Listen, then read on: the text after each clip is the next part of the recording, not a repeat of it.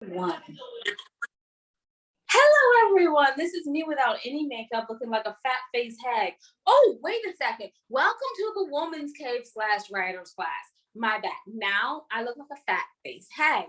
And hold on. There we go. It's better, right? Or is it the angle? I think it's the angle. Oh, now you guys know where I am. Not important. None of this is actually important. My name is Winona.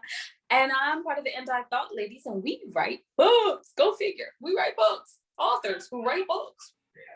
Just a nifty concept. Anyways, we wrote And I Thought Divorce Was Bad. And I Thought Being Grown Up Was Easy. If Only I Were Me. Widow's Dead, Widow's Web, and Foreign Coffee. All of those are available on audiobooks. And there's 11 more books after the audiobooks, which equals, let's see, 11 plus 6 is 17, because I write words, I don't do math. 17 books. And you can see the rest of our books and everything we wish we hadn't put on the web and some of the things we wish we did put on the web at www.andithoughtLadies.com. And you know I have to say it like that car salesman because Jade's not here. I think that's a good enough reason. Yeah. So let's introduce our guest. You're not here to hear about me. You're here to hear from our wonderful guest. Wonderful guest. Would you like to introduce yourself and look prettier than I do?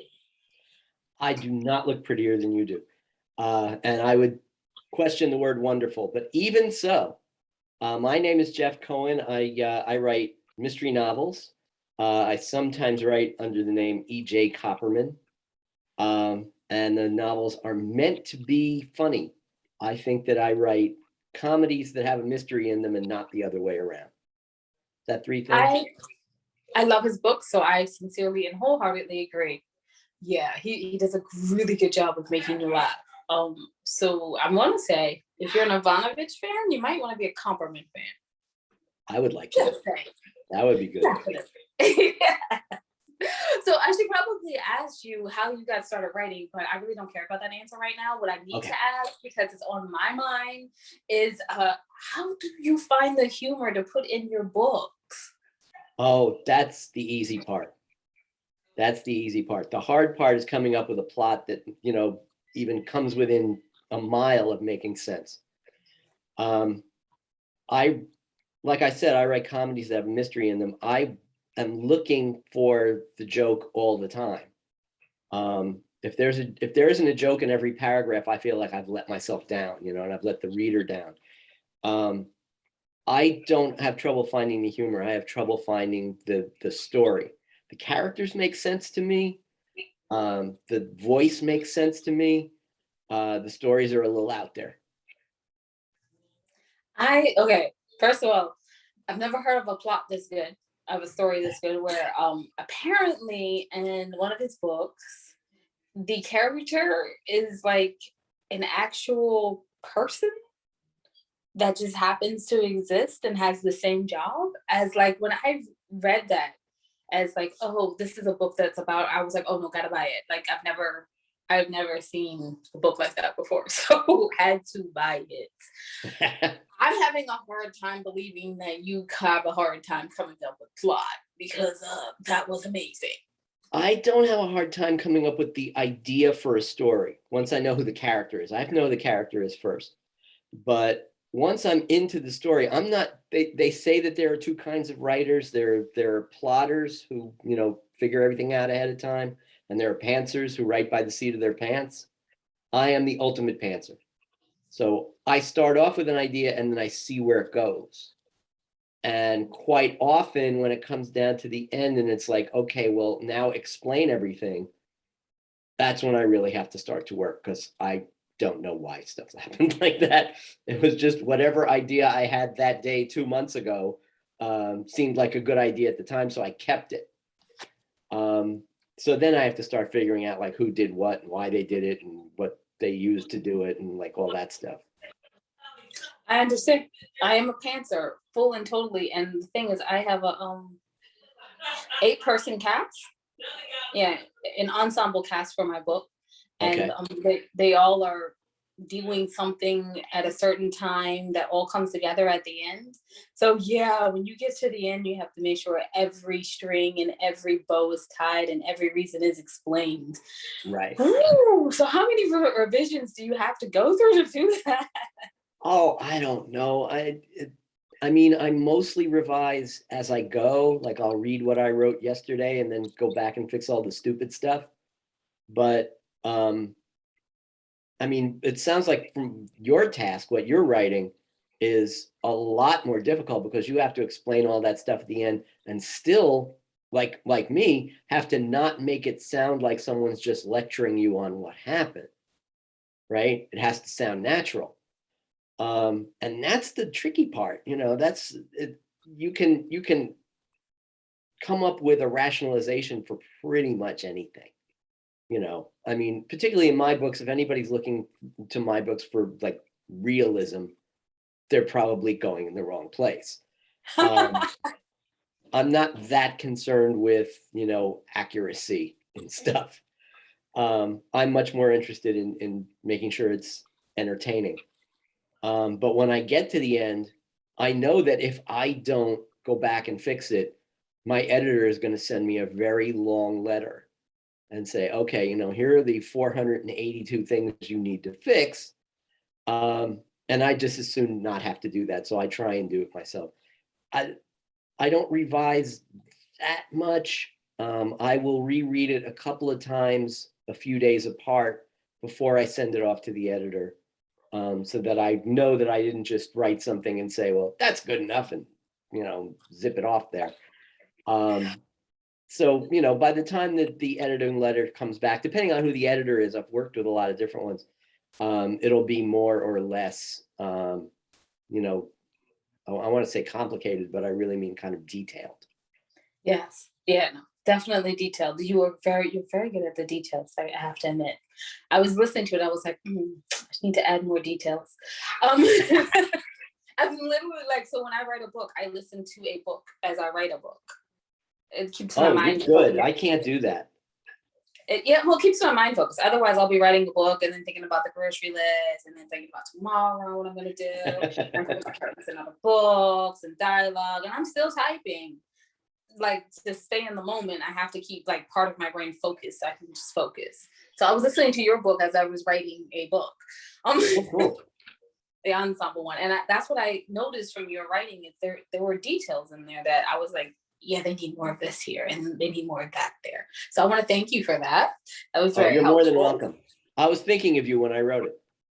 I knew it was that there was something special about it. See, I can't do that. I can't read somebody else's book when I'm working. If I'm writing my own thing, I just got done reading Razorblade Tears, S.A. Cosby's book. And I can't let that voice get in my head, or I'm going to start sounding like a bad imitation of him. I have to, I have to make sure that I sound like the character I'm writing.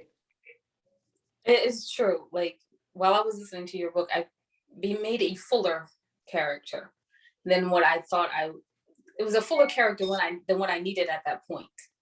But that was cool because I was like, oh, he's just so like rounded now. It feels weird. So Characters, look, I can't speak for how anybody else writes because, a lot of people do it better than me and I don't know what their process is. And a lot of people do it worse than me and I don't know what their process is.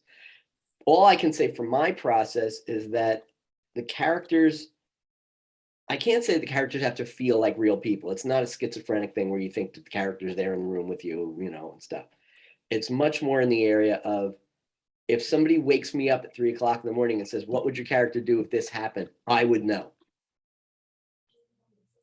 Always, yeah. Okay, let's ask real questions because let's get to the stuff people want to know. How did you become a professional writer? Like, how did you get your literary agent and get published? Well, first of all, I've never had a job that didn't involve writing. I came out of college and I was immediately a newspaper reporter for about 2 years. And after that, I was in PR for about 20 minutes. And then I got into trade journalism, where you're writing about and what they're selling and stuff.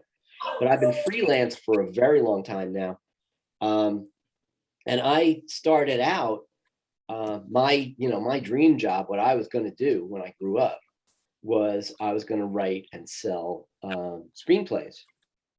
And so I wrote a lot of screenplays with varying degrees of no success.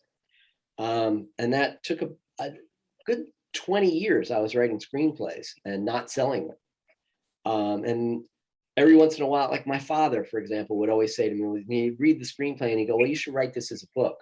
And I would go, I don't know how to write books. It's too many words. I can't do that. I didn't get that gene. And then I got an idea for a screenplay that wouldn't cooperate. And it was coming through as the character's voice, as a first person narrative. And I figured, this is how sick a writer's mind is, okay? I figured I'll trick the character by making it seem like I'm writing a book, when in fact, I'm just figuring out how to write the screenplay. And before I knew it, I had about half a book. And so the freelance mentality is, well, you wrote half of something. They're not going to pay you for half of something. You better write the second half. So I did. And that was the easiest. That book, nobody's ever heard of it, but that book is the easiest time I ever had writing a book. I think it took me about 6 weeks and I was done. And I had, like I said, spent 20 years trying to sell a screenplay. I sold the book in 5 days, just by sending out emails to publishers who said that they wanted mystery books. And I said, here's one. I sent it out to 150 publishers, got 1 response. And it turned out that it was this guy basically operating out of his basement, but he wanted to publish the book. And that's how it got started. I didn't have an agent at that point. I didn't have an agent for the first 3 books. I was just operating with him. I got my first agent because a friend of mine who was a much bigger deal writer than I am was changing agencies and sent me an email and said, they're looking, this one new agent is looking for clients, send her a thing and mention my name. And that's how that got started. And then after 6 books with them, I changed agents because like it just wasn't working. And again, it was a question of another friend of mine who was an author happened to live in the same building as this agent and met him in the elevator. And he said, I'm looking for clients. And my friend said, oh, I know this guy, Jeff, who writes books and you should look at it. And that's how that got started. And he's been my agent now for 12 years, I think, something like that. Yeah. Now that's a good agent relationship. Yeah, he's the best. He's the best. So I noticed that you said you were writing screenplays and you didn't sell any. So I just want to know you crushed my dreams. Thank you. Just because I didn't doesn't mean you won't. As a narcissist, I have to tell a story here. So sorry. So I got into screenplay writing the opposite of way around. I was writing a book that was due and the characters would not shut up for another story. And so my co-author, she turns to me and she says, well, you just go ahead and knock out the book. And then I was like, I don't have that kind of time because it's only 2 weeks from due date. And so I knocked out a screenplay, all 45 pages for a pilot. Yep. And that is done pretty darn well. I'll talk about that afterwards. But good for you. The question from that entire story is going to be, how did you go from writing like dialogue intense screenplays to full-fledged stories where you have like long descriptions and full characters? What was your challenge? Well, if you take a look at my books on paper and you'll see that they aren't that different from screenplays, really. I don't write very much description at all. My father always used to say, when I'm reading a book, I don't need to know what color the drapes are. And I agree with him. I don't describe stuff very much. I don't think I have ever just physically described the main character of any book I've written. Let the reader decide what they look like. It's okay with me. So a lot of the thing about dialogue is I love writing dialogue. It's my favorite thing. In screenplays, they want you to write images. They want you to write pictures. And if you use too much dialogue, they get mad at you. So the books are obviously much more down, my street than screenplays turned out to be. I taught screenwriting at Drexel University for a long time, proving that those who can't sell teach. But the dialogue and the action are basically all that you get, aside from the thing that I add to a book that I can't add to a screenplay, is the character speaking in first person, telling you what they're thinking. And that's kind of the fun part for me, because that's when they can be snarky. And what's the point of writing if you can't be snarky? So true. That is literally feels like it's part of the existence of a writer is to be snarky, either about their surroundings, what's going on in the world, or other people. Other people, or exactly. Themselves. Yes, sometimes themselves, absolutely. Mr. Cohen, can you please tell us where we can find out more information about you, not information about you and your books?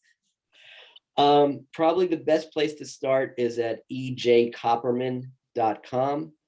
Please make it not Cooperman, it's Copperman, because otherwise you won't get there.